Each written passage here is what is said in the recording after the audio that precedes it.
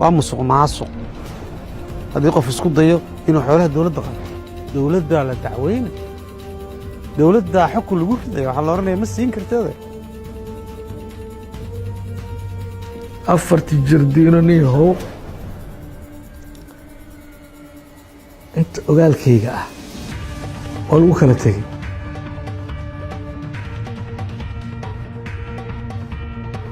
كي قاتو بعدنا كوي إيمان لي عمرك لا كهرب إلى سيسي شو مرك لا محان قرا كذا دنا إليه ما واعي أنت هو نوع أخرية هو نوع حماس وضع هو نوع أخرية هي مرك لو إليه متواشى اللي يبلو وياه waxaa imaan doonta in dib loo soo celiyo ayna noqoto maalinta cadaaladda in lagu fuliyo cidii waxa sameysay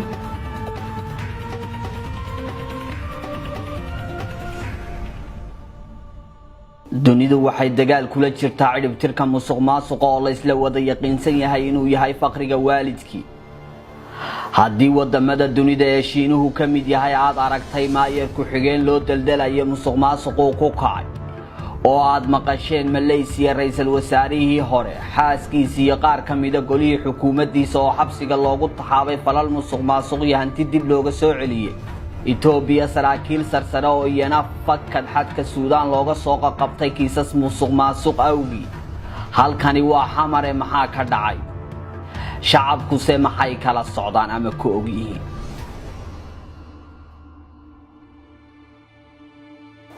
waxaa noo muuqatay kala duwanaanshaha qaababka musuqa iyo boobka hantida ummadeed ee siyaasiyiinta Soomaaliya ay ku kaceen waxay ka fursan weyday baaxadda ay leeyihiin boobka iyo dhaca halkan ka dhacay waa Muqdisho inaan 2 iyo 3 barnaamijba ku soo qaadano qalinka ummadda iyo ka baayac mushtaraynta siyaasadda haddii aynu barnaamijkeennii hore ku soo qaadanay markana bal hantidii maguurtada ahayd ee dawladda dhulkii danta guud iyo goobihii ka caaganaa u adeegsiga waxaan dad shacab ahayn sidee laga yeelay jardiinooyinkii iyo boostooyinkii caasimaddu halkay ka bixeen kaalmihii shidaalka ee dawladdu lahayd halkay ku dambeeyeen dhulkii xeebtii hore loogu yiqiin dimaaya mirinta waaliid ee meedayana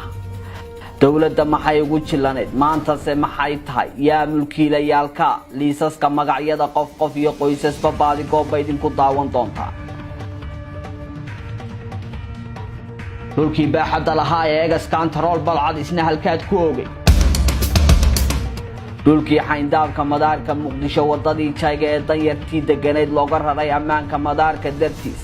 maanta muxuu yahay yaa qaatay qaybsaday oo iska leh waa tan ee dugsigii farsamada ee loo yiqiinay Boolaniiko yaa sahayday baadi goob wuxuu idin hayaa cadayma mugle iyo maragyadoodii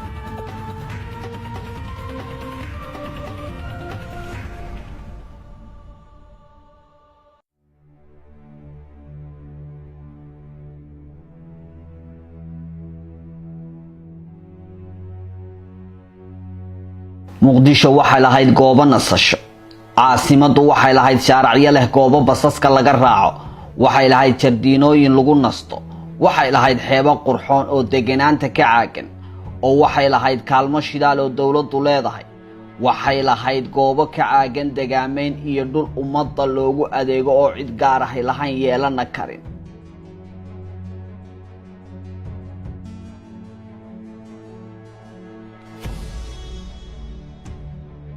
burburkii dhacay intaasoo hanti maguurtaa oo ummaddu wada lahay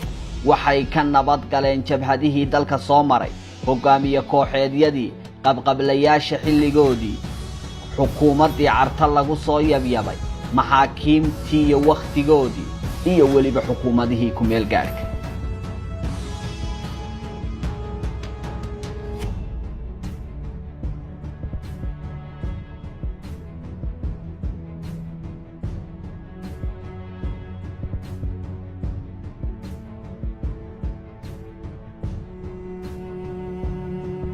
hase yeeshee waxay gacanta ka baxeen waqtigii laga baxay ku meel gaarka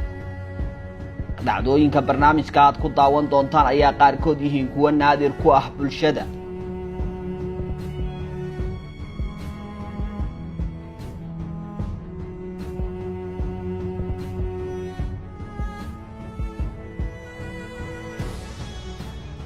aan ku horeeyay Muqdisho taariikhdu golkii ay ahayd 29kii bishii 9aad 2013 waxa soo baxay xeer madaxweyne xeer number 117 kaasoo ujeedkiisu yahay dib ula wareegid dhul danguuda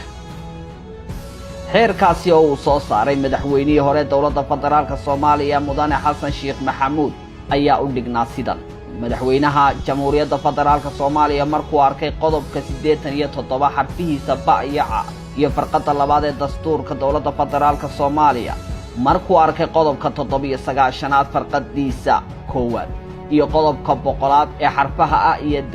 ee dastuurka dawladda federaalka Soomaaliya markuu arkay warqadda sumadeedu tahay tan halkan kaaga muuqata ee ku taariikhaysan isla 29kii bishii 9aad 2013 kuna saabsan soo jeedinta wasiirka arrimaha gudaha iyo ammaanka qaranka ee waqtigaas markuu arkay tixgeliyay in loo baahan yahay in la sugo nabadgelyada garoonka diyaaradaha caalamiga ee Aadan Cadde markuu tixgeliyay in loo qabo baahi aad u weyn in la sugo nabadgelyada dalka guud ahaan gaar ahaan gobolka Banaadir wuxuu madaxweyne Xasan Sheekh Maxamuud soo saaray xeerkan qodobka koowaad laga bilaabo maanta ay taariikhdu tahay 29 bisha 9aad 2013 wuxuu madaxweynuhu soo saaray xeer dib loogula wareegayo dhulalka ku yaala wadada Jayga iyo agagaarka garoonka diyaaradaha ee Aadan Cadde kuwaas oo ay hore u lahayd dawladda Soomaaliya waxay dawladda federaalka Soomaaliya si qasab ah dib ugula wareegaysaa si dangu dib loogu celiyo sida uu qabo qodobka 26aad farqadiisa labaad ee dastuurka qodobka labaad wuxuu xeerkani farayaa wasaaradda arrimaha gudaha iyo amniga qaranka bacdama uu xil weyn ka saaran yahay nabadgelyada iyo xasiloonida gudaha dalka inay 10 casho gudahood kaga saarto dadka degan dhulkaasi si loo sugo ammaanka garoonka diyaaradaha caalamiga ee Aadan Cadde iyo guud ahaan gobolka Banaadir qodobka saddexaad wuxuu xeerkani dhaqan galayaa isla marka uu saxeexo madaxweynaha dawladda federaalka Soomaaliya waxaana lagu soo daabici doonaa faafinta rasmiga ah ee dawladda federaalka Soomaaliya madaxweyne Xasan Sheekh Maxamuud waa saxeexay xeerkiina waa la faafiyay dhulkiina wasaaradda arrimaha gudaha iyo ammaanka oo xilligaasi uu wasiirka ahaa Cabdikariin Xuseen Guule iyadoo adeegsanaysa awoodda ciidamada ammaanka cagafyada iyo qalabka dawladda hoose waxay guda gashay burburintii dhismayaashii ka dhisnaa xayndaabkii garoonka ee dhulkii wadada Jayga kicinta iyo kasaaridii dadyowgii deganaa oo la dajiyay sanadkii 2004 xilligaasi oo ahayd waqtigii marxuun madaxweyne Cabdilaahi Yuusuf Axmed dhulku waa kan hal dariiq oo jay ah ayaa u dhaxeeya madaarka caalamiga ee Aadan Cadde dariiqaasi oo loo yaqaan Jayga waa xayndaabkii madaarka suurtagal sinaba uma aha deegaameen iyo daara laga dultaago waqtigaasi dadweynihii laga raray halkaas laga dumiyay dhismayaashoodii waxay u hoggaansameen awaamiirtii madaxweynaha waxa ay aqbaleen xeerkii madaxweynuhu soo saaray oo la meel mariyay sidaasina waxay uga wada guureen dhulkii madaxweynaha iyo wasiirkiisii daaqiligu ay ugu arriminayeen liajli ammaanka madaarka dartii hayeeshee xeerkii madaxweynuhu soo saaray soo jeedintii ka timi wasiirkiisii ee ahayd in dadkaasi rayidka dhulka laga kiciyo ka arrimintii ammaanka madaarka ka talintii aayaha qaranka iyo iridaha laga soo galo si loo sugo ammaankooda dabadeed maxaa dhacay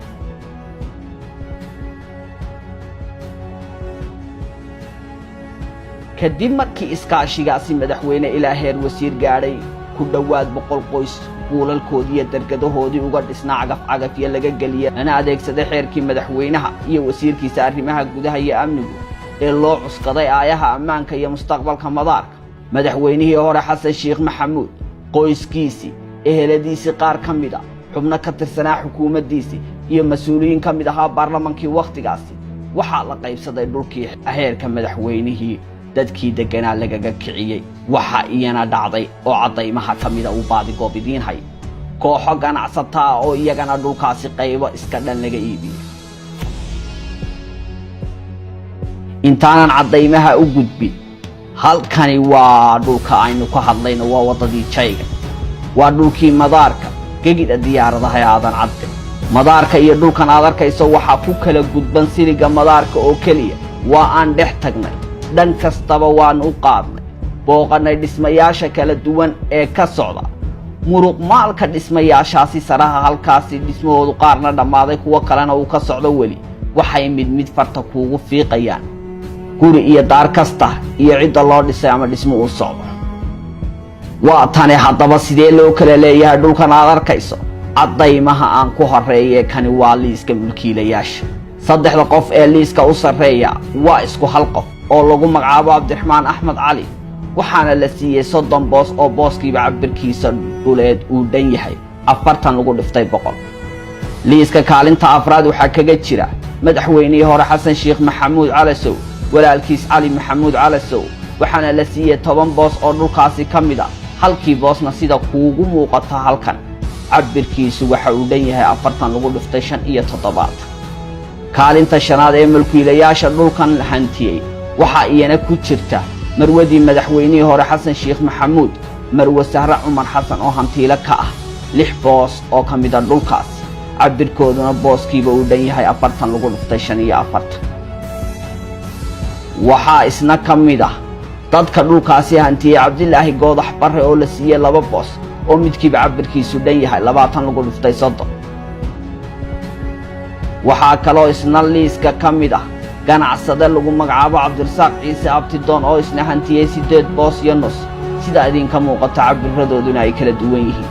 eegas wasiiru dawla Cabdilaahi Maxamed Nuur haatan xildhibaan ka tirsan baarlamaanka Soomaaliya ayaa isna ka mid ah dadka dhulkan hantiyay maadaama xildhibaan Cabdilaahi Maxamed Nuur isagu uu dhulal kale oo fara badan mulkiile ka yahay maanta waxa uu dhulkan ku leeyahay ama laga siiyey sida liiska kaaga muuqata 1 boos oo kaliya Xirsi Aadan Rooble Cabdiqaadir Cali Nuur ayaa iyaguna min 1 boos la mulki siiyey Khaliif Axmed Ereg isna 1 boos ayuu ku leeyahay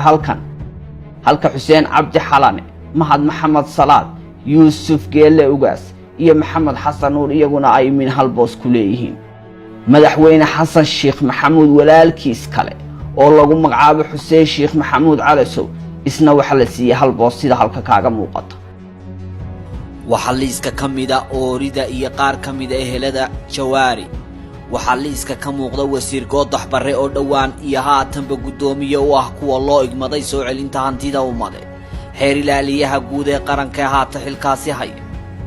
magacyada kale ee halkan idinka muuqda ayaa isugu jira xaasaska shakhsiyaad madax ahi qabaan oo ay ku qorteen boosaskooda iyo ganacsatooyina laga iibiyay sida aad ku arkaysid cabirka boosaska uu leeyahay Cali Sheekh Maxamuud oo ah madaxweynihii hore walaalkii tanina waa mid ka mid ah mulkiyadaha rasmiga ee madaxweyne Xasan Sheekh Maxamuud walaalkii Cali tan kale aad arkaysaa iyana waa mid ka mid ah mulkiyadaha dadkii hore ee dhulkaasi laga kiciyay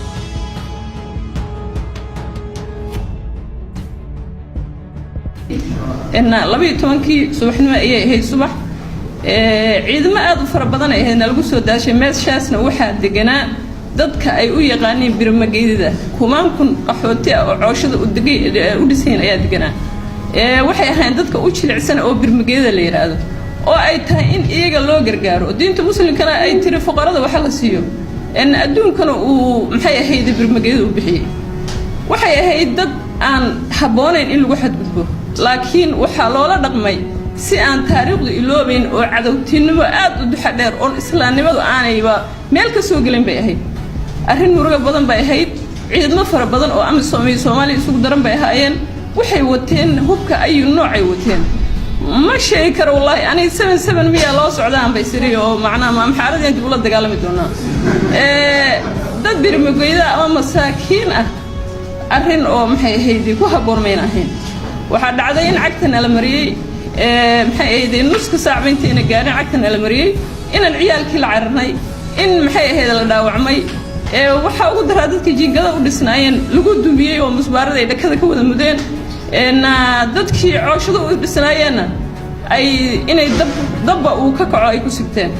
adiga qof weel qaaday iyo qof ka qaadameena jirin qof walba meesha ay ciirsan ka dhay ay ciyaalkii ula carartay arrinkaas asaga markuu nagu dhacay hay'ada gargaar baa lagu noolaa macaawinan meesha ku cuni jirnay hay'adihii gooraan dib u helna amaan isu doonanaaba waxay noqotay mar alle anay noqotay qof walba meesha ciirsan ka dhay u carartay waa la kala orday biyo ma jirin gaadiid ma jirin wax la qaataa ma jirin oo cooshadii cagaf baa martay maxay ahayd anagoo gacmo maran baan meeshii ka cararnay waxaa dhacday dhulkii saas ahaa oo dadkii birmageydada ahay oo fuqarada ahay oo masaakiinta ahay laga jebiyey waxaa dhacday maantay in ay u jeexan yihiin wasiiro iyo xildhibaano iyo madax iyo ganacsato war ilaa baan idinku dhaariyey islaamku in fuqarada wax la siiyo oo laga gargaaro miyuunu qabin war ma diintii baan ka noqonnay waan islaan lahayn war dawladda miyaa wax loo sheegi karin oo maluuqado kalean ku kala dhalanay oo la oran karin war dadkii nimeen dhulkay nugu jiideen cagafayna mariyeen waana biraayeen taangiyay nugu jiideen wax aan la arag oo la maqal bay nugu sameeyeen dhaawacii baan la naallaa gidaaradan la naallaa dhulkiina waxaa dhistay wasiiro xildhibaano guddoomiye baarlamaanka madaxweynaha ehelkiisii waxaan ku niri gabadha hadda meesha ee dekada loo bixiyey dekada qalalan gabadha dhisanaysaan u nimaalin waxaan ku niri walaal macaanto dhulkan hanti qarab baa nala kaga qaaday dad sabrolooga iyo dad oobisi baan isugu jirnay balna fiiriyo dee sharciga noo fiiri waxay tiri anuu tikaraati madaxweynaha wataa haddii shalay uu idin siiyey adeerkii cabdiqaasina maanta adeerkii xasan sheekh maxamuud baa isiiyey tiri waxaan ku niri waaya haddii saataa walaal waraaqa aadaysatana si natus baan ku niri waraaqihii markayna tustoona qarinay ayaan waxaan ku niri walaal haddii saas tahay ood adigu awooddaa maanta aad leedahay askarna intay nugu didhaa beerkana laga tumay talaal aan harsanayna xitaa cagaf bay amartay in lagu jaro qoraxdii oo aad u kululayda maars ahayd anagoo taagan waan ku niri walaal waxaan rabnaa inaad marka madaxweynaha noo geyso oo adigu awoodda addaadaada aan isaga soo cabanno dee kitaab buu noo maro waxaan ka midnahay dadkiisii madaxweynaha noogee bal aan isaga soo cabaanay waxay ku tiri waxaa lama qoree haddaadan meesha ka tegin luguhiinu dhiig bay hoorinayaan wallaahi askar bay noo dalabtay gabar ilig xitaa bastoolad looga jabiyaa ku jirtay aniga daqar baa i gaaray waa nala dilay sida xaal u dhacay oo tan ah haddiiba la yidhaahdo xeerkii madaxweynuhu shacabkii deganaa dhulkaasi kaga kiciyey ma ahayn mid ammaanka madaarka loogu danaynayo bal sharciga dalku muxuu ka qabaa in dhul danguud ah madaxweynihii dalku xeer madaxweyne kaga raro dadkii rayidka ahaa ee deganaa ku celiyo danguud dabadeed isaga iyo qoyskiisii iyo saaxiibadiisii xukuumaddu ay kala qaybsadaan bar kalena ganacsato ka iibiyaan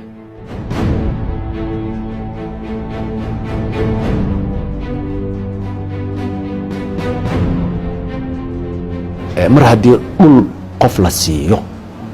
waxaa cajiib ah in baahi kale ay timaado ee qof kale looga qaado waxaa diidaayo saldhigga dhulbixinta qodobka afraad saldhigga dhulbixinta ee qodobka afraad faqraddiisa afraad wuu amraa amaruu bixinaa wuxuu leeyahay waxaa ka reeban amar waay in dhul qof laga qaaday la siiyo qof kale marka haddii ay dhacday waxaa baaba'aayo jiritaankii sharciga number 10 oo sharci number 10 baaba'aayo waxaa kaloo baaba'aayo damaanadii qofkaani siinaysay dhulka shalay damaanadii lagu siiyey ayaa meesha ka baxayso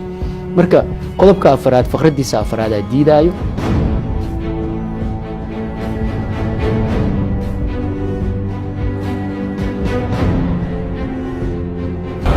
dhul laga qaaday dadweyne oo dawladdu ay baahi caama u qaaday hadday dawladdu ka maaranto haddaan ciddii marka hore laga qaaday loo celinin cid gaara lama siin karo waxaa lagu qabanayaa dan caam ah arrin public ah ma isbitaal laga dhiso ma station laga dhiso ma garoon laga dhiso ma waxaa lagu qabto shay public ah oo dadka ka dhaxeeya haddii uu qof isku dayo inuu taas waxaa waye macnaha corruption taas haddii qof isku dayo waa musuq maasuq haddii qof isku dayo inuu xoolaha dawladda qaado musuq maasuq ma ahan oo keliya xoogaa lacaga lacda musuq maasuq macnihiisa waxa weeye maamulka dawladnimada oo si abuse waxaadan xaq u lahayn loogu qaato ama lacag aadan ama dhul ha aadan ama dad ha aadan waxay doonaan ha aadan dadkii shacabka ahaa ee dhulka laga qaaday cawil ama beddel looma celin keliya waa laga kiciyey bal mar kale sharciga dalku muxuu ka qabaa haddii dhul danguud ah dadka laga raro oo dawladi u baahato kadib baahidii dawladdu meesha ka baxdo miyaa la iska kala qaybsanaya ma madaxweynaha ayaa qaadanaya mise ganacsatada ayaa laga iibinaya mar kale aan sharciga dib ugula noqonno waxaan leenahay dhul kasta oo dad hore looga qaaday oo magac dawladeed yeeshay noola oosto kasta haddii la keeno looma celin karo ciddii laga qaaday cidanahay xuquuq baa la lumiyey qof lahaa marka hore laga qaaday dabadii cid kale la siiyey dacwad baa u furan dowladdii ka qaaday ayaa la dacweyn karaya waxaa lagu dacweynayaa warqaddii ay dadkan cusub ku siisay ay tiri waxaan siiyey dadka noocaasa ayaan u sharciyeeyey taa ayaa maxkamad sare lageeyay ciddaas marka waxaa looga soo celinayaa si sharciya as a legal way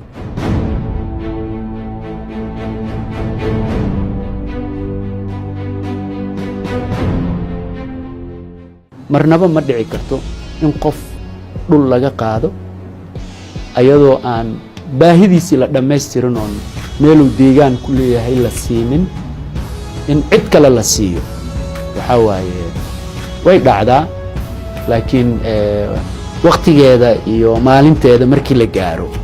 waxaa imaan doonta in dib loo soo celiyo ayna noqoto maalinta cadaaladda in lagu fuliyo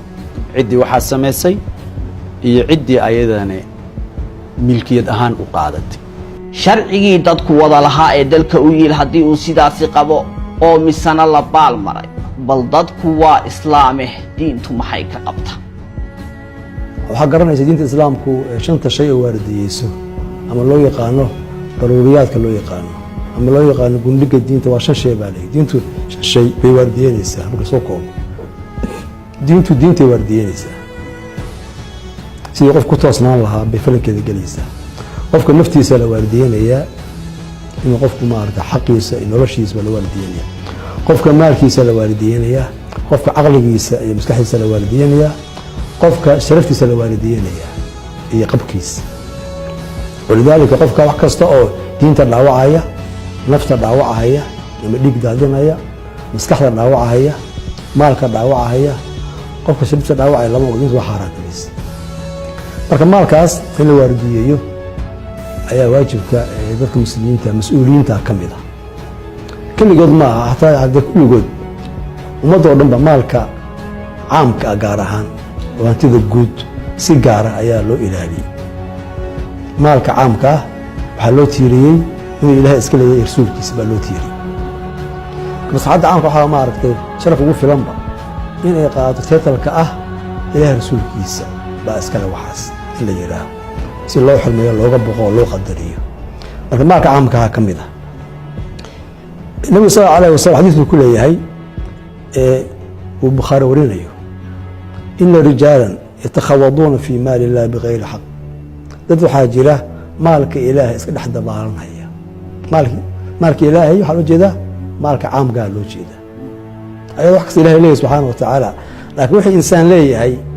uu sheeganayo si gaara asagu maarata baa looga hadlaa marka hantida guud ilaahay baa loo tiiriyey xurmadeeda la muujinaya marka wuxuu leeyahay xadiidku leeyahay dad waxaa jira xoolaha ilaahay iska dhex dabaalanaya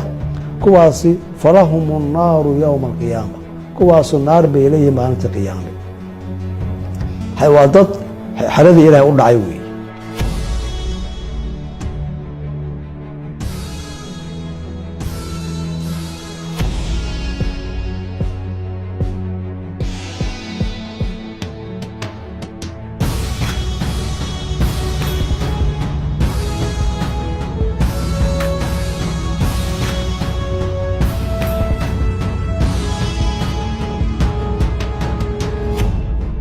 bal aan u soo noqonay dalkan waayihii soo maray oo sheeko iyo shaahidba laga wada dheregsan yahay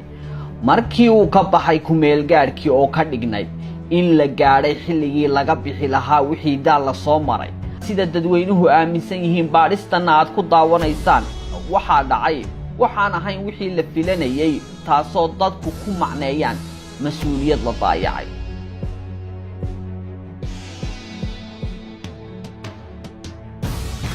siyaasadii dalka lagu maamulayay waxay raacday dhabbadii dadku u soo joogeen ilaa sannadii 2000 ee ahayd in taladu ka go'do qof ama laba qof xilliyadii cabdiqaasim cabdilaahi yuusuf ama sheekh shariif iyo shariif xasan waxay noqotay tale ay jiheeyaheeda garwadeenka yihiin 3 qof oo kala ahaa xasan sheekh faarax cabdiqaadir iyo cabdikariin xuseen qaabka noocaasina ma laha wax loogu yeedho political kitchen kusheeno siyaasadda lagu karkariyo kaasoo macnaheedu yahay siyaasad tala wadaag ah iyo wax wada rogrogid uulul caqliga iyo ehlu cilmigu ay qayb ka yihiin hase yeeshee waxba yaanay jirin siyaasad dal dumay dib loogu dhisaaye waxaa dhacay oo si caama u baahay in boobka iyo xatooyada xoolaha dadweynuhu noqdaan gacantaha socoto afartii sannadood ee kumeel gaadhka bixii u horreeyey waa madaxileedkii madaxweynihii hore xasan shiikhe waxaa la xaraashay goobo dan guud ah oo aan xaddi lahayn kuwaasi oo hantidii ka soo baxday si shakhsiya loo lunsaday meelo aan caqligu siisan karaynin waa la iibiyey waxaana laga dhisay bakhaaro iyo kaalmo shidaal lagu iibiyo kuwaasoo ay ka mid yihiin boqcaddii afarta dariiq isugu iman jireen ee caanka ahayd loona yaqaanay afarta darjiimo xilligii kacaankii halkan iyadoo laga duulayo inaan dadweynuhu ugu madhan shilalka gaadiidka waxaa laga dumiyey dhismayaal waxaa laga dhisay darjiinooyin qurxoon oo galabtii lagu shaaho sidoo kale waxaa loo sameeyey barxado 100 mitir dhinac kasta ilka aragtay baabuurta afarta jiho ka imanaysa mid waliba kan kale ka arki karo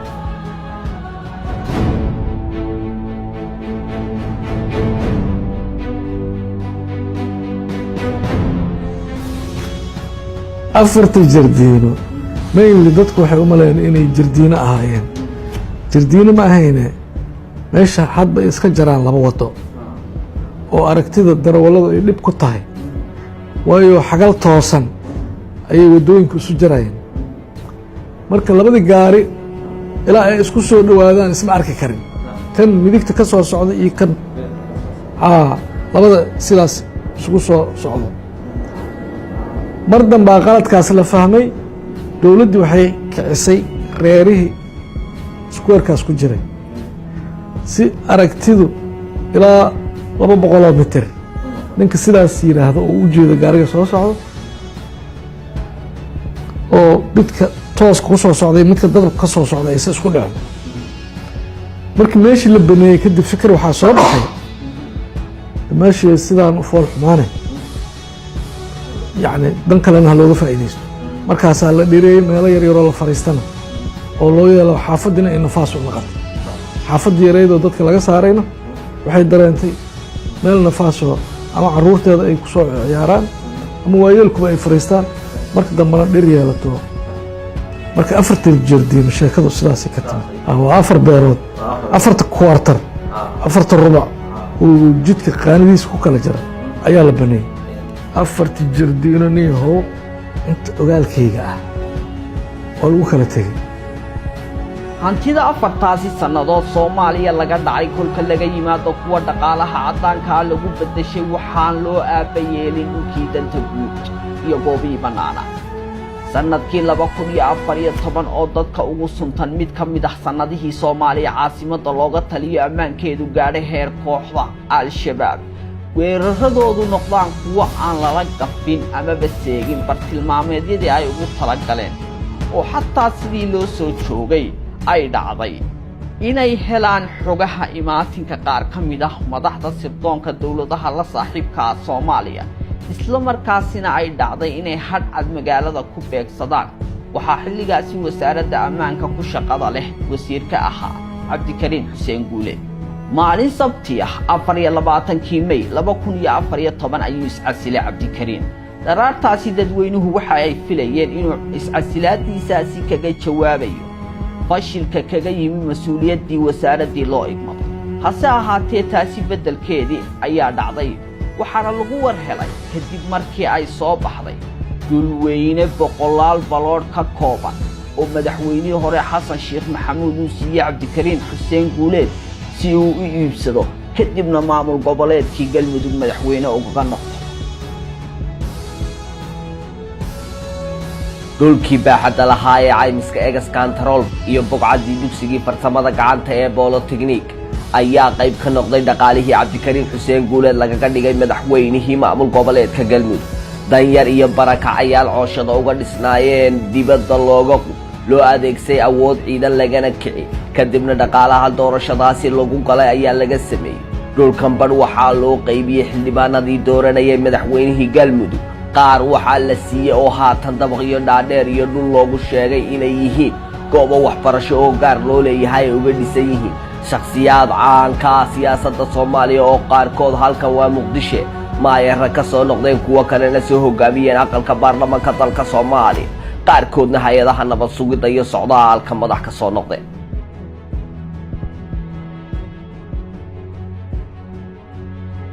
dhulkii isku fadhigiisu intaasi leeg yahay dhaxal wareejintiisa xataa waxa raacay magacii hore loogu yaqaanay waxaana loogu magac daray maamul goboleedkii dhaqaalihii ka soo baxay madaxweynaha loogu sameeyay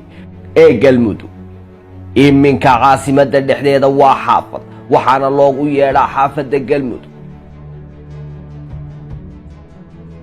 shirkadihii Cabdikariin Xuseen Guuleed u dilaalay dhulkaasi ee dhanka iibgeynta u qaabilsanaa waxaa ka mid ahaa shirkadan oo sida fariimaheedii suuqeynta dhulkaasi ay ku baahisay warbaahinta iyo baraha bulshada kaaga muuqato taasoo ku gadaysay dhulka cabirkiisu ugu yar yahay 15 lagu dhiftay 20 lacag $550,000 dhulkuna wuxuu ahaa in ka badan 150 boos oo aan isku cabir ahayn waxaa Cabdikariin Xuseen Guuleed sidoo kale ku maqan muddadii wasiirka ahaa waxna laga weydiin doonaa isaga iyo nidaamkii uu ka tirsanaa xaruntii Fiisha Baara iyo haamihii geedka shidaalka ee Xamar Jajab oo isagu la wareegay haatan ku ganacsado kaalmihii shidaalka ee dawladda iskoosyada badankooda Muqdisho meel walba ku yii kaalintii ugu weyneed ee lambar 4 ku tii haatan halka loo yaqaano lagana dhistay hoteelka Afri dhammaan waa lagu kala huleel mid ganacsato laga kireeyay kuwaas oo lacagaha kirada sida xoogahani ayna siinayaan ama tilmaamayaan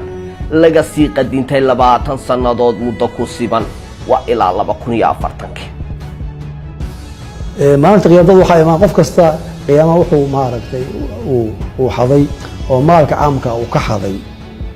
asagoo sidoo keenaya ayaga nool buu keenaya haday geliyiin haday ariyiin haday lacag yihiin haday dahab yihiin haday baabuur yihiin haday guryo yihiin wax ay sidoodii ah waliba asagoo sida awood loo siinaya inuu xambaaro asagoo sida ayuu la imaanaya qiyaamaha si lagu fadeexeeyo oo maxaan lagu facsharo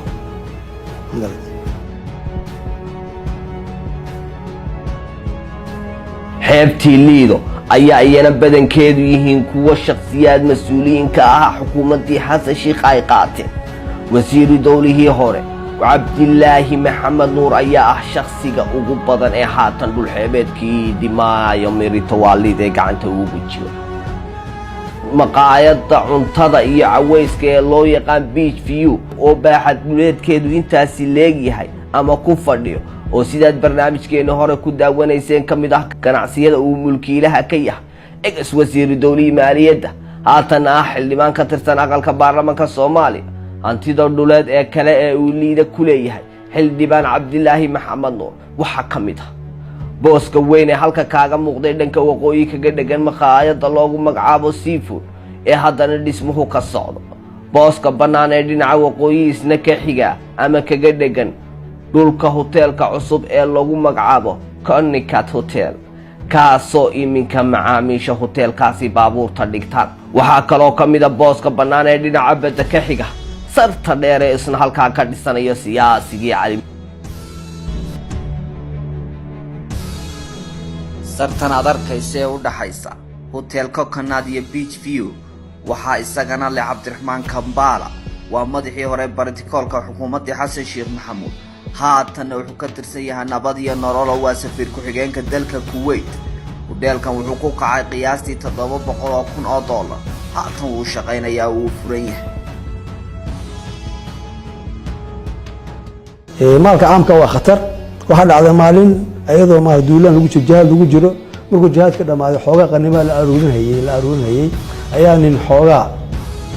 ayuu meel dhigtay marka ninkii xoogaa qaatay dagaalba ku dhintay marka ninkii markuu dagaalkii ku dhintay ayaa waxa ma sha Allah hebel waa shahiiday janno heeyaa la yiri wuxuu yiri ka janno ma helin xoogaa uu qaatay baa lagu cadaabayaa buu yiri xoolaa yara oo kamid qaniimadii meel gaar u geystay si gaar u la haray oo khiyaanay ayaa dab kula shilmayaa buu yiri sallallahu alayhi wasallam waa nin ku dhintay jihaad ku dhintay weey baa loo deynaynin soo garanaysid runtii yani fadeexadaas caamka baa ka jirta oo khatarta ah xoolaha caamka haddii lagu xadgudbo waxyaalaha waaweynka oo dunuubta bay ka mid tahay oo maalinta qiyaamaha facsharaad gaar iyo fadeexadeen gaar ah ayaa lala sugaya qofka noocaas oo kale ah qofka maalka caamka ah hada qofka ballanka ilaahay iyo magaca ilaahay sida hadan u isticmaalo runtii waana mas'uuliyiinta marka mas'uuliyiinta oo ummadda magaca ilaahay kugu dhaaranaya oo ummadda magaca ilaahay u soo dhexmarahaya oo la odhan karo magaca ilaahay bay maaragtay ayay marsanayaan bariyaha madax waa la marsanaa shay moogta ayay xoganayaan marka ninka mas'uulka oo ummadda magaca ilaahay ku khiyaanahaya wuxuu la mid yahay qof magaca ilaahay subxaana wa tacaala xoganayuu la mid yahay oo marsanaya oo ku gudbahaya marka ummaddii masaakiinta ahayd oo ilaahay magaciisa lagu khiyaanay ilaahay qiyaamaha ugu argudahaya heerkan kolkay maraysay dad yowga yaqiinsan in musuqmaasuqu yahay cadowga mujtamac kasta oo dunidan ku guud nool waxay wakhtigaasi ku tilmaamaan inuu ahaa xilligii faafinta xawaarihii xoogga badnaa ee musuqmaasuqa Soomaaliya ku dhaqaaqay la odhan karayay dalka Soomaaliya iska badaayo waxaa la dagaalamayaasha musuqmaasuqa ee dunidu uga cabsi qabeen in kooxahaasi maabka dunida ku ranjiyeeyaan aafada musuq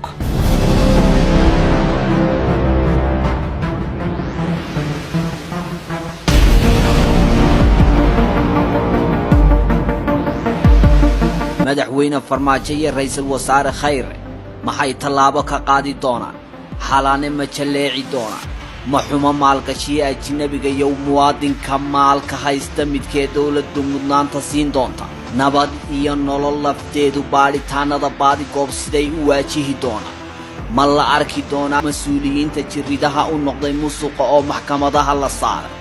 sinaanta sharci baa shacab ka mideeyee sidee laga yeeli doonaa baadigo kaa baaqan maaye yaanu baylah kaa helin